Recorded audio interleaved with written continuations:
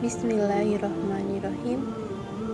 Wahai saudaraku, kita manusia hanyalah makhluk lemah yang tidak ada apa-apanya dibandingkan dengan Allah Subhanahu wa Ta'ala, Sang Pencipta bumi dan langit beserta isinya. Tak ada seorang pun yang dapat menanding kekuatan dan kekuasaannya. Semua yang terjadi di alam semesta tak luput dari pengawasannya, dan semua yang terjadi di dunia ini tak akan terjadi atas izin darinya. Untuk itu, kita manusia sebagai makhluk ciptaannya harus beribadah dan berdoa kepadanya agar kita bisa lebih dekat dengan Sang Pencipta kita. Segala sesuatu tentunya sudah diatur oleh Allah Subhanahu wa Ta'ala, dan takdir kita semua sudah ditentukan olehnya. Meskipun begitu, kita tidak boleh hanya menunggu takdir dan menjalani kehidupan seperti air mengalir. Namun, kita juga harus berusaha dengan bersungguh-sungguh agar keinginan kita dapat terwujud. Ingat, sesungguhnya Allah tidak akan mengubah keadaan suatu kaum sebelum mereka mengubah keadaan diri mereka sendiri. Artinya, di sini kita dituntut untuk berusaha semaksimal mungkin dalam bekerja. Apakah hanya dengan bekerja? Tentu tidak, saudaraku. Kita juga harus berdoa setelah berusaha. Dan perlu diingat juga, usaha tanpa doa, hasilnya tidak akan ada. Begitu juga sebaliknya, doa tanpa usaha juga tidak akan membuahkan hasil. Artinya, di sini kita diminta untuk berusaha semaksimal mungkin, lalu berdoa kepada Allah Subhanahu wa Ta'ala mengenai semua apa yang kita inginkan. Dan setelah usai kita berdoa, hendaknya kita juga bertawakal dengan menyerahkan semua hasilnya kepada Allah Subhanahu wa Ta'ala.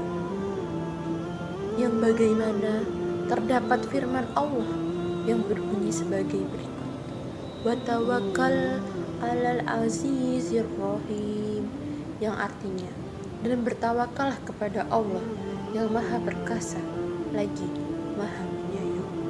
Quran Surat Asy-Syura ayat 217. Jika seandainya kita sudah berusaha semaksimal mungkin, sudah berdoa dan juga sudah bertawakal kepada Allah, akan tetapi keinginan itu tidak segera terwujud, lalu apa yang harus kita lakukan? Yang harus kita lakukan adalah dengan berpikir positif kepada Allah. Dan ingatlah firman Allah, yakni yang berbunyi sebagai berikut: wa asa an takrahu syai'an wa huwa khairul lakum wa asa an tujibbu syai'an wa huwa syarrul lakum wallahu ya'lamu wa antum la ta'lamun, yang artinya, boleh jadi kamu membenci sesuatu padahal ia amat baik bagimu, dan boleh jadi pula kamu menyukai sesuatu padahal ia amat buruk bagimu.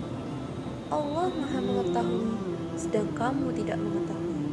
Quran Surat Al-Baqarah ayat 214. Jadi, berpikirlah positif. Ingat, rencana Allah pasti jauh lebih baik daripada rencana manusia. Dan Allah pasti punya rencana lain di balik sesuatu yang menimpa umatnya. Setelah kita mendengarkan renungan tadi, dapat kita ketahui bahwa tawakal kepada Allah bukan berarti menghilangkan dan meninggalkan usaha atau ikhtiar. Bahkan tawakal tidak sah tanpa adanya usaha. Rasulullah SAW adalah contoh yang paling bertawakal. Namun, beliau selalu mengadakan persiapan dalam menghadapi sesuatu. Beliau memerintahkan kepada orang lain agar bekerja mencari nafkah untuk memenuhi kebutuhan hidup keluarga. Orang yang tidak mau berusaha, ia tidak akan memperoleh sesuatu yang ia harapkan. Jika orang ingin sembuh dari penyakitnya, hendaklah ia berobat. Dalam hal ini Rasulullah menegaskan, "Hai manusia, berobatlah. Sesungguhnya Allah tidak menurunkan penyakit kecuali telah menyiapkan obatnya." Tawakal tidak sah tanpa disertai usaha dan mengikuti sunnah, serta aturan-aturan yang telah ditetapkan Allah Subhanahu wa Ta'ala. Setelah berusaha, baru kemudian berserah diri kepada Allah, menyerahkan segala perkara kepadanya. Dalam Quran Surah Hud ayat 123, Allah telah menegaskan, "Dan milik Allah meliputi rahasia langit dan bumi, dan kepadanya segala urusan dikembalikan. Maka sembahlah Ia dan bertawakallah kepadanya."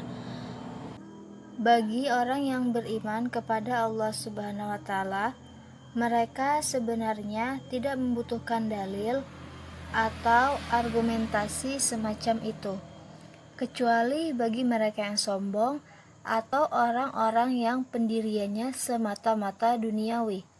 Mereka selalu inginkan alasan-alasan secara logika, fakta, dan kenyataan.